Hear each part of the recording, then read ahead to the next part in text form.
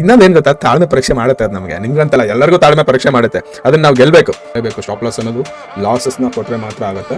ಇದ್ರ ಕೆಳಗಡೆ ಸ್ಟಾಪ್ ಲಾಸ್ನ ಇಟ್ಕೊಂಡು ಮೇಂಟೈನ್ ಮಾಡ್ತೀನಿ ಅಂತಂದರೆ ಒಂದು 15-20 ಪಾಯಿಂಟ್ ಸ್ಕಾಲ್ಪಿಂಗ್ ಆಗುವಂಥ ಸಾಧ್ಯತೆ ಇದೆ. ಇದ್ರ ಕೆಳಗಡೆ ಸ್ಟಾಪ್ ಲಾಸ್ ಇಡಲೇಬೇಕು ನೀವು. ಇಲ್ಲಿ 160 ಒಂದು 20 ಪಾಯಿಂಟ್ಗಿಂತಲೂ ಕಡಿಮೆ, 20 ಪಾಯಿಂಟ್ಗಿಂತಲೂ ಕಡಿಮೆ ಸ್ಟಾಪ್ ಲಾಸ್ ಇರುತ್ತೆ. ಮಾರ್ಕೆಟು ಓಡಿ ಹೋಗುತ್ತೆ, 200ಗೆ ಹೋಗುತ್ತೆ. ಇದು 180 ಮೇಲೆ 185 ಮೇಲೆ ಸಸ್ಟೈನ್ ಆಗಬೇಕು. 185 ರೀಚ್ ಮಾಡಿದೆ, 185ಕ್ಕೆ ರೀಚ್ ಮಾಡಿದೆ, 186ಕ್ಕೆ ರೀಚ್ ಮಾಡಿದೆ.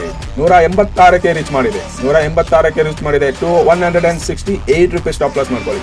ಓಕೆ, 187 ರೀಚ್ ಮಾಡಿದೆ, 187. ಪ್ರತಿದಿನ 10 ಪಾಯಿಂಟ್, 20 ಪಾಯಿಂಟ್, 15 ಪಾಯಿಂಟ್ ನೋಡ್ತಾ ಇರಬೇಕು, ಪ್ರಾಫಿಟ್ ಮಾಡ್ತಾ ಇರಬೇಕು. ಓಕೆ, ಸೊ ಸಣ್ಣ ಪ್ರಾಫಿಟ್ನಲ್ಲೂ ಬುಕ್ ಮಾಡ್ಕೊಳ್ಳೋದನ್ನ ಕಲ್ತ್ಕೊಳ್ಳಿ. 50% ಬುಕ್ ಮಾಡ್ಕೊಳ್ಳಿ. ಇವಾಗ ಹೇಳಿ 213, 214, 214, 26, 226, 228, 229, 231 ಹೋಯ್ತು. ಕಂಪ್ಯೂಟರ್ ಮಾಡ್ಕೊಂಡು ಹೋಯ್ತು ಮೇಲೆ 6400 profit. Very nice. 5000 profit, 4000 profit. Very nice.